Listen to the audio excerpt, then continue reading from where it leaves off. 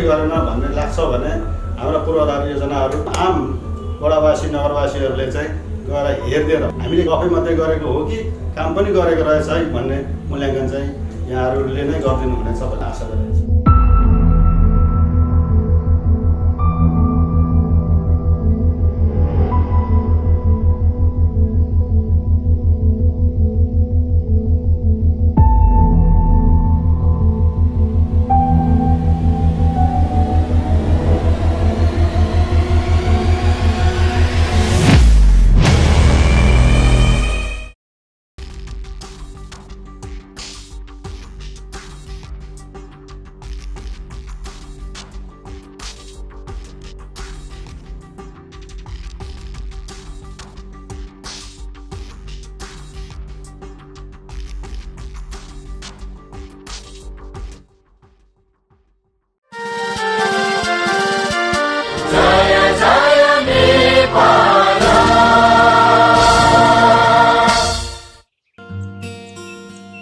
यो इनरवा वडा नम्बर 3 को दृश्य हो।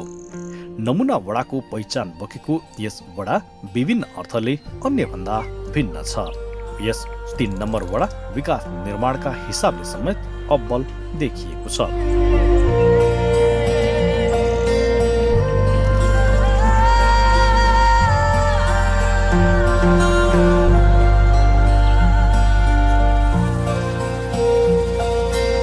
पूर्वाधार विकास मात्रै नभएर सामाजिक क्षेत्रसँगै स्वास्थ्य र शिक्षाको सवालमा समेत यस वडा नगरका अन्य वडाभन्दा निकै अगाडि छ। जिल्लाका प्रमुख सरकारी अड्डा तथा कार्यालयहरू यसै वडा भित्र पर्छन्। व्यापार र व्यवसाय गर्नेका लागि प्रमुख गन्तव्यका रूपमा रहेको 3 नम्बर वडा बसोबासका हिसाबले समेत उपयुक्त छ।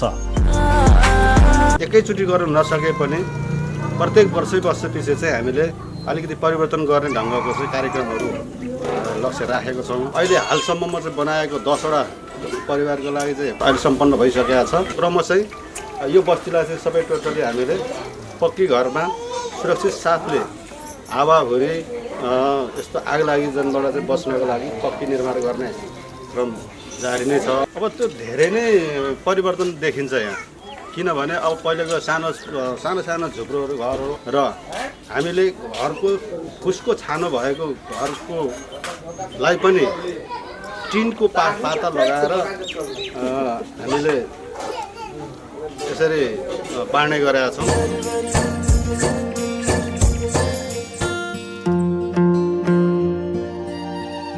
यहाँ बाहुन क्षेत्रीसँगै नेवार, गुरुङ, राई, मधेसी, मुस्लिम, थारू, पहाडे तथा तराई दलित समुदायको बाहुल्यता रहेको छ।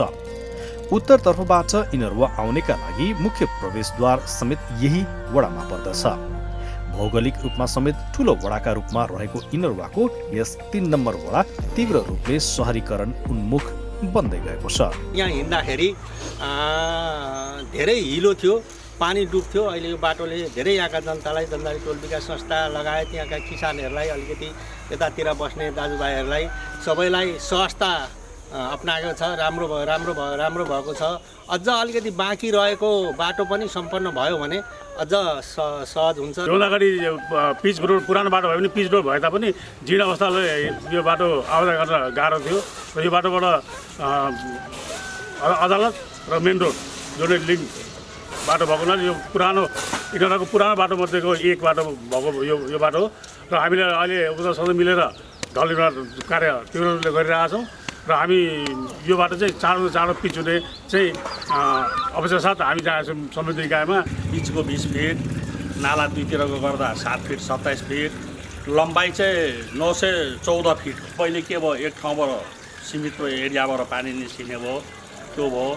अर्को पहिले त अब के थियो, पानी अब छरप्रस सबैतिरबाट निस्किन्थ्यो, अब अहिले चाहिँ सीमित ठाउँबाट चाहिँ पानी निस्किने भयो। त्योभन्दा अगाडि यो गाउँमा पानी जमेर पुरै सम्पूर्ण गाउँ डुबान हुन्थ्यो। पानी जम्ने ओर्ने केही समस्या छैन र बाटोको पनि अब संरचना हेर्दाखेरि राम्रो देखिन्छ।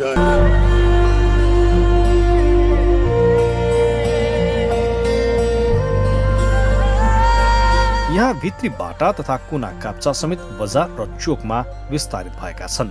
वडामा एकपछि अर्को विकासे लहरहरू चलाइएका छन्, जसले वडालाई समुन्नत मात्रै नभई सुन्दर वडाका रूपमा समेत पहिचान स्थापित गराउन मद्दत पुगेको छ।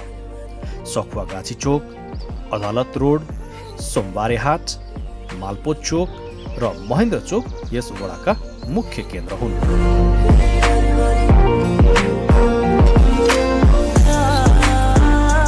ऐतिहासिक र पौराणिक महत्त्व बोकेको कंस मरण यही वडामा पर्दछ। त्यति मात्र नभई वडाको धरोहरका रूपमा लाटी माइथान र राधाकृष्ण मन्दिर यही अवस्थित छ। विकास निर्माण मात्रै नभई हरेक क्षेत्र र दृष्टिकोणले 3 नम्बर वडाले अन्य वडालाई उछिनेको छ। वडावासी र जनप्रतिनिधि बीचको तालमेल र सहकार्यले यस वडाभित्रको विकासलाई थप सार्थक र पृथक बनाएको छ, जसको ज्वलन्त उदाहरणका रूपमा वडाभित्रको विकासको गतिलाई पनि लिन सकिन्छ। हामीले चाहिँ यो सरसफाइ गर्ने क्रममा चाहिँ हामीलाई यो योजनाहरू हाम्रो सोचमा आएको थियो। त्यसै क्रममा चाहिँ हाम्रा गाउँका अग्रजहरूले पनि साथ सपोर्ट गर्दै जानुभयो र त्यसै गरी हाम्रा जनप्रतिनिधिहरू पनि सपोर्टिभ भएकोले हामी आज यो स्थानसम्म आइपुगेका हौँ।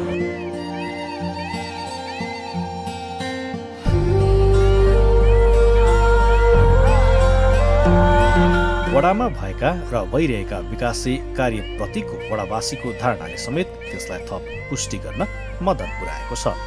यस वडाभित्र स्थानीय सरकारका रूपमा वडा कार्यालयले वडावासीको हितमुखी थुप्रै योजना तथा कार्यक्रमहरू सञ्चालनमा ल्याएको छ। नाला निर्माण हुनुभन्दा अगाडि हाम्रो स्थिति हेर्ने हो भने भयावह नै थियो।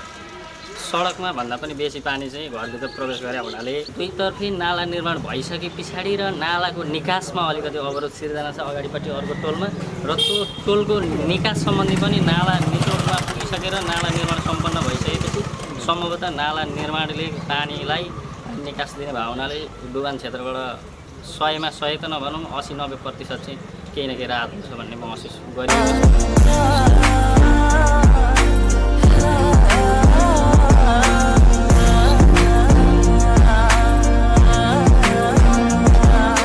बाटोघाटो मात्रै नभई लक्षित वर्गका कार्यक्रम, आवास योजना, सिपमूलक र क्षमता अभिवृद्धि जस्ता थुप्रै कार्यक्रम यस वडामा सञ्चालन भएका छन्।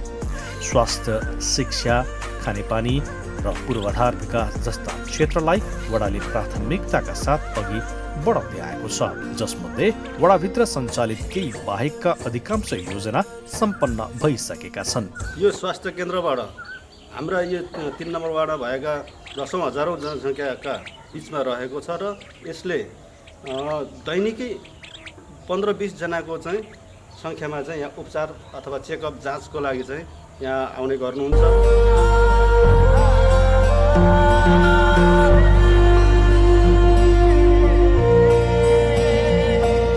3 नम्बरमा वडा श्रृङ्गारदेखि नमुना बनाउन चालिएका प्रयास नगरकै लागि उदाहरणीय रहेका छन्। वडाले चालेका कतिपय कदमलाई त अन्य वडाले समेत अनुसरण गरी सञ्चालनमा ल्याएका उदाहरण समेत नगर्न प्रशस्त छन्। यावत अर्थ र बुझाइमा यस 3 नम्बर वडा इनरुवाकै शानका रूपमा रहेको छ भन्दा फरक नपर्ला। वास्तवमा यो बाटो बन्नुभन्दा अगाडि हामीहरूलाई यहाँ एकदमै अप्ठ्यारो अवस्था थियो। यहाँनिर अब ग्राभेल पनि राम्रोसँग नभएको अनि रातमा हिन्डुल गर्नको लागि पनि अप्ठ्यारो थियो। अब जब यो हामीहरूले यो टाइल बाटो बनायौँ, अब यहाँनिर जम्मा उपभोक्ता समिति र वडाको गरेर जम्मा 10 लाख रुपियाँ बजेट निकास भएको थियो र यसमा हामीहरूले चाहिँ छेउमा पनि मजाले यो के अरे तलदेखि आरसिसी गरेर एकदम बजेटलाई चाहिँ सदुपयोग हुने गरी राम्रोसँगले बनाएका छौँ र एउटा यो हाम्रो वार्डकै नमुना बाटोको रूपमा भएको छ।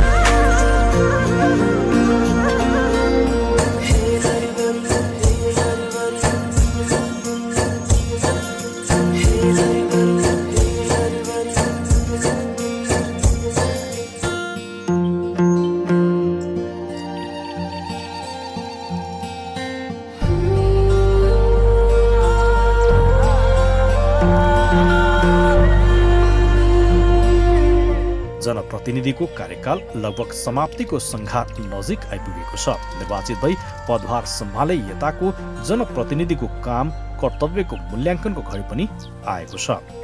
यही अवस्थाका बीच वडा नम्बर 3 ले वडा कार्य प्रगति सार्वजनिक गरेको छ, जसलाई वडावासीले कतिको चासोको रूपमा लिन्छन् र कस्तो खाले प्रतिक्रिया जनाउँछन् त्यो भने आगामी दिनले निर्ख्योल गर्ने नै छ। हामीले हिजो चुनावमा भोट माग्दाखेरिमा जनताहरूसँग दिएको प्रतिबद्धताको आधारमा वाचा गरेको कामहरू धेरै मात्रामा हामीले सम्पन्न गरिसकेका छौँ र अब केही ढिलाइ भयो, केही बाँकी रहेको पनि यो चाहिँ कस्तो हो भने विभिन्न कोरोना बाढीसाडी केले गर्दाखेरिमा ढिलाइ भएकोमा अब त्यो प्राविधिक कठिनाइको कारणले गर्दा ढिलाइ भएको हो। त्यसले गर्दाखेरिमा अब बाँकी रहेका कामहरू हामी निरन्तर गर्ने नै छौँ। हामीले अहिलेसम्म हाम्रो आन्तरिक स्रोतबाट चाहिँ कालोपत्रे सडक निर्माण कार्य चाहिँ करिब 4 देखिको 5 किलोमिटरको उसमा चाहिँ निर्माण भएको छ। त्यसै गरेर ढल चाहिँ अलिकति बृहत निकै गहिरो ठाउँ भएकोले गर्दाखेरिमा त्यसलाई स्तर उन्नति गर्दै जाँदाखेरिको अवस्थामा हामीलाई त्यस्तै 4-5 किलोमिटरकै उसमा चाहिँ नापमा चाहिँ हामीले त्यो सम्पन्न गरिरहेका छौँ र अब अझै अपु भएका र केही गर्न बाँकी छ र फल्लाले चाहिँ गर्दै गरेन भन्ने लाग्छ भने हाम्रा पूर्वाधार योजनाहरू मैले भनेकै छु, कतिपय नाम पनि टिपेको छु, ठाउँ स्थानमा तोकेको छु। त्यो स्थानमा यहाँ सम्पूर्ण आम वडावासी नगरवासीहरूले चाहिँ गएर हेरिदिएर त्यसको मूल्याङ्कन गरेर हामीले काम गरेको हो होइन र गफै मात्रै गरेको हो कि काम पनि गरेको रहेछ है भन्ने मूल्याङ्कन चाहिँ यहाँहरूले नै गरिदिनु हुनेछ भन्ने मैले आशा गरेको छु।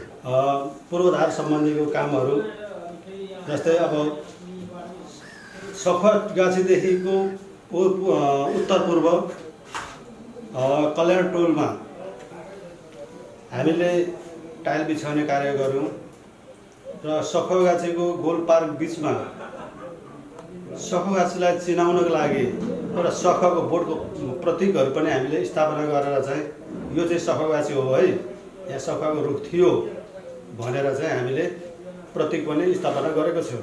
त्यस्तै गरेर पूर्व अझै के अरे कृष्ण हाम्रो वार्ड सदस्यज्यू हुनुहुन्छ, उहाँको घरतर्फ जाने बाटोमा पनि कालोपत्रे निर्माण गरेर हामीले सम्पन्न गऱ्यौँ। त्यसै गरेर त्योभन्दा अलि तलतिर पश्चिमपट्टि चाहिँ टाइल लाउने कार्य पनि सम्पन्न भएको छ र अब यो त्यही डाँडाटोलकै सिलसिलामा अलि माथि धेरै गहिरो ठाउँ भएकोले गर्दाखेरिमा त्यहाँ पनि जस्तो कुमार दाहालको घरदेखिको उत्तर जाने बाटो, गोपाल बस्तीको घरदेखि उत्तर जाने बाटो, त्यहाँ पनि गहिरो एकदमै दलदल डुबान नै भइरहेको अवस्था थियो र त्यहाँ चाहिँ हामीले ग्राभल गरेर बाटो पुरेर ग्राभल गरेर अहिले डब्लुबिएमको अवस्थामा सिर्जना गरिराखेका छौँ र अब त्यसै गरेर सरस्वती टोल मा चाहिँ हामीले दुवैतर्फ रमेश घिमिरेको घरदेखि पूर्व अदालत रोडसम्म छुने बाटोमा दुवैतर्फको चाहिँ ढल निर्माणको पक्की ढल निर्माण गरेका छौँ।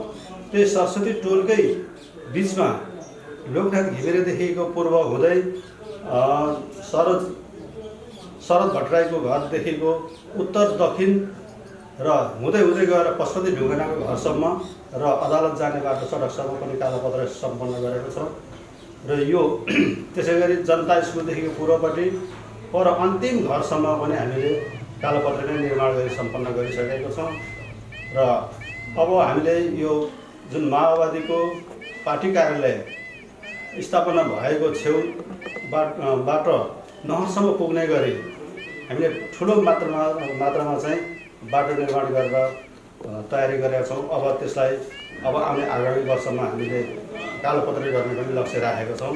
सानो अब हाम्रो वार्डमा चाहिँ म्याक्सिमम प्लटिङ एरिया घना बस्ती भएकोले गर्दाखेरिमा कुना चेपमा भने मसिना बाटोहरू निर्माण भएकोले गर्दाखेरिमा त्यस्तामा ठाउँमा हामीले चाहिँ टाइल लगाएर कालोपत्रे गर्ने सम्भव नभएपछि टाइल लगाएर चाहिँ बाटोलाई चाहिँ आवत जावतमा सहजता कायम गर्ने तयारी गरेका छौँ र अब यो घनश्याम श्रेष्ठको घरदेखिको दक्षिण पूर्व अदालत रोडसम्म जाने बाटो भित्री भागमा शुभकामना टोल भन्छ त्यसलाई, त्यो टोलमा पनि हामीले माटो पुरेर ग्राभेल नै गऱ्यौँ र अनुभव मार्ग भन्नाले यो आवर बोर्डिङदेखिको दक्षिणपट्टि त्यहाँ एउटा सडक छ, अझ सोमबारे हटियाको सडकदेखि लिएर ठ्याक्कै राष्ट्रिय सेवा भवनसम्म निस्किने बाटोमा त्यसभित्र पनि हामीले अहिले करिब कालोपत्रे चाहिँ लगाइसकिएको छैन, तर त्यो अवस्थासम्म हामीले चाहिँ सम्पन्न गरिसकेका छौँ। र यसै गरेर सखुवासीदेखिको अदालतसम्म हामीले एमआर स्ट्रिट पार्क भन्ने एउटा कार्यक्रम पनि सञ्चालन गऱ्यौँ। त्यसमा चाहिँ अहिले एक किसिमको चाहिँ रमाइलोपन, साँझ पखको चाहिँ झिलिमिली हुने अवस्थाको त्यहाँ तयारी भइरहेको छ। र अहिले एक किसिमको त्यहाँ पनि हामीले यो पत्ती दुवैतर्फ लगाएर चाहिँ काम सम्पन्न गऱ्यौँ। हामीले मालपोत कार्यालय अगाडिपट्टि मालपोत कार्यालयको गेटसम्म जानका लागि अप्ठ्यारोपन भएकोले गर्दाखेरि त्यस ठाउँमा पनि हामीले टाइल बिछाएर चाहिँ सहजता आउने सेवाग्राहीहरूलाई, आम जनताहरूको लागि चाहिँ सहजता होस् भनेर हामीले टाइलको कार्यक्रम पनि त्यहाँ सम्पन्न गरेको छौँ। र त्यसै गरेर त्यही सडकदेखिको पश्चिम राजदुर्गसम्म जोड्ने एउटा एकअर्काको कन्ट्याक्ट रोड भनौँ न, त्यो रोड पनि कालोपत्रे सम्पन्न भइसकेको छ। र हामीले सोमबारे हटियादेखिको यता सरकारी वकिल कार्यालय हुँदै राजदुर्गसम्म जोडिने सडकमा दुवैतर्फमा पक्की ढल निर्माण सम्पन्न अहिले करिब भइसकेको छ। अनि त्यसै गरेर हुलाकदेखिको उत्तर पश्चिम जिल्ला आयुर्वेदिक कार्यालय जाने बाटोसम्मको दुवैतर्फ पनि पक्की ढल निर्माण सम्पन्न भइसकेको छ। हुलाकदेखिको पश्चिम गुद्री हटियाको किनार हुँदै फेरि उही तल के अरे सिम्बोसिस बोर्डिङको सम्म जाने चाहिँ ढल पनि निर्माण कार्य जारी नै छ। अहिले सम्पूर्ण पूर्ण रूपमा चाहिँ तयारी त भइसकेका छैन, तर पनि त्यो हामीले सञ्चालन ल्याइरहेको छौँ।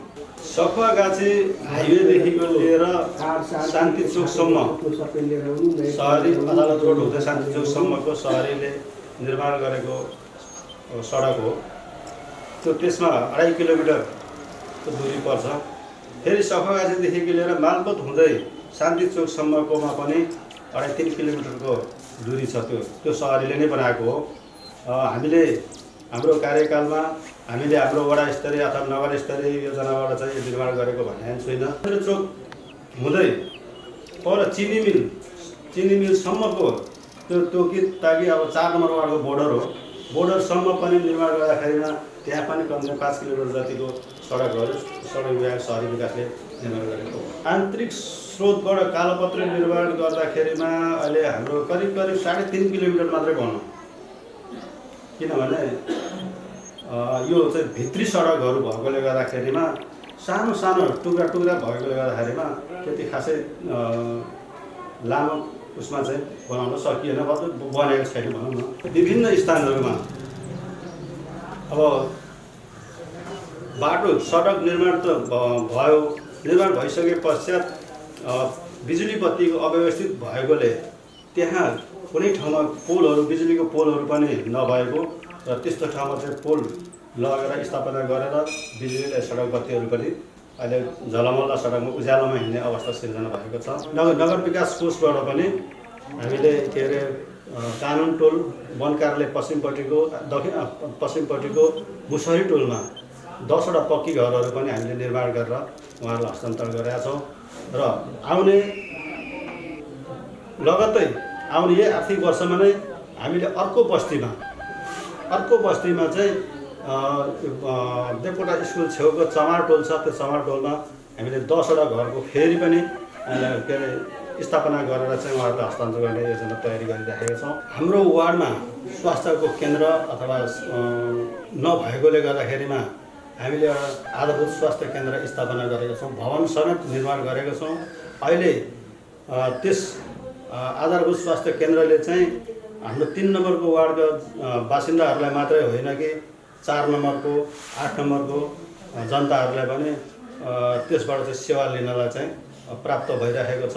25 बेडको चाहिँ आइसोलेसन केन्द्र स्थापित गरेर त्यहाँ बिरामी 8-9 जना बिरामीहरूलाई चाहिँ हामीले उपचार गरेर स्वास्थ्य बनाएर अनि उहाँहरूलाई चाहिँ आफ्नो घरमा चाहिँ हामीले पठाएका छौँ।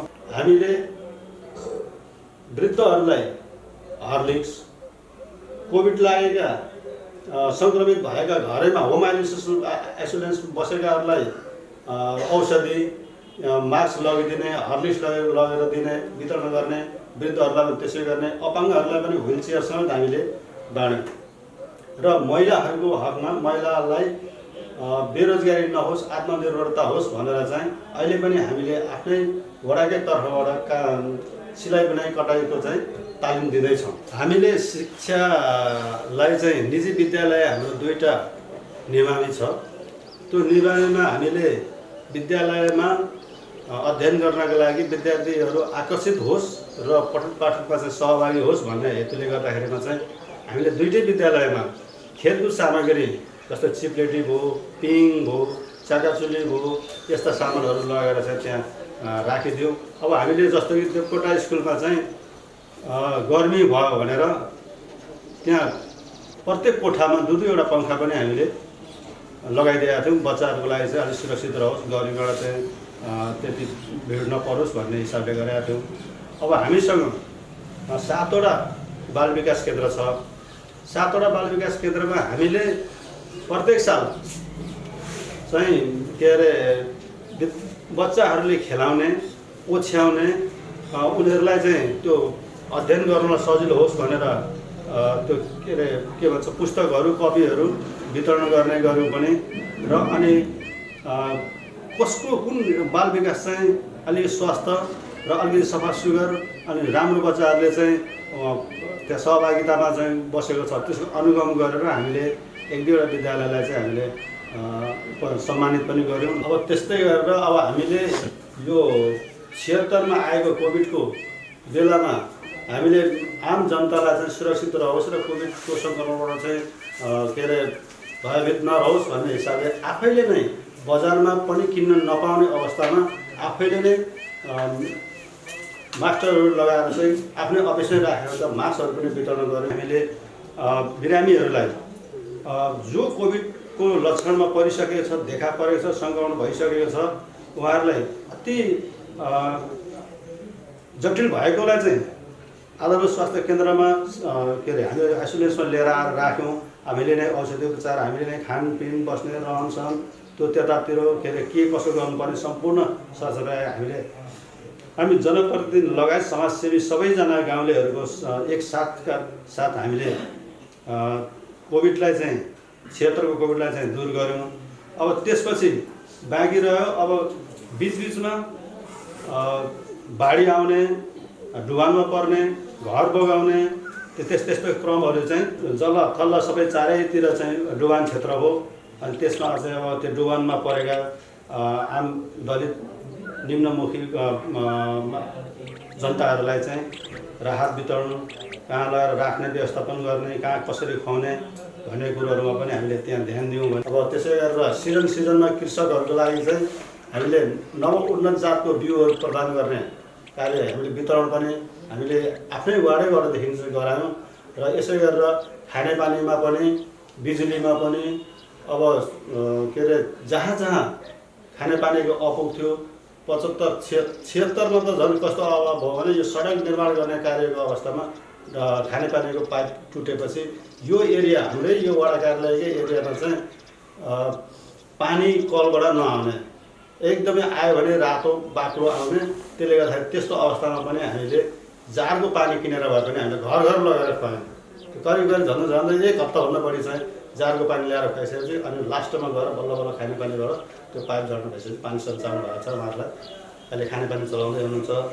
अब यो बिजुलीमा पनि कतिपय ठाउँमा अव्यवस्थित ढङ्गले चाहिँ बाटो खोली घर निर्माण कार्य गरेर चाहिँ बसोबास गर्दै आएको अवस्थामा त्यस्तो ठाउँमा पोल लगेर पोल स्थापना गरेर अनि बिजुली तार टँगाएर 3 फेज लाइन लगाएर अनि हामीले सडक बत्ती पनि निर्माण गरिरहेका छौँ।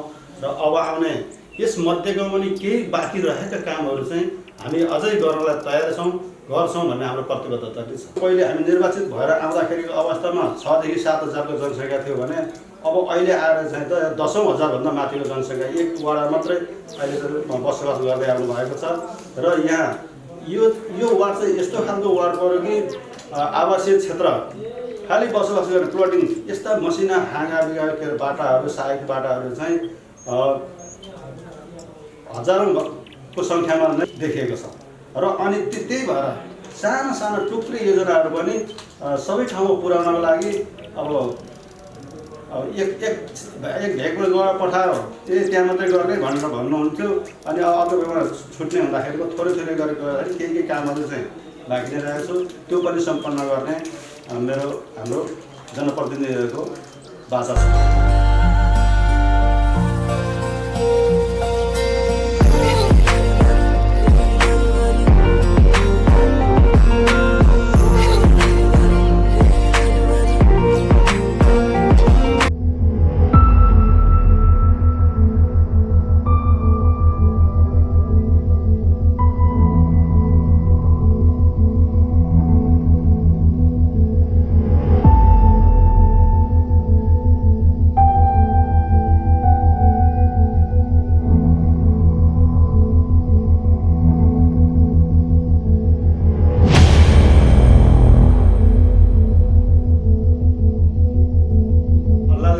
गरेन भन्ने लाग्छ भने हाम्रा पूर्वाधार योजनाहरू आम वडावासी नगरवासीहरूले चाहिँ गएर हेरिदिएर हामीले गफै मात्रै गरेको हो कि काम पनि गरेको रहेछ है भन्ने मूल्याङ्कन चाहिँ यहाँहरूले नै गरिदिनु हुनेछ भन्ने आशा गरेको छ।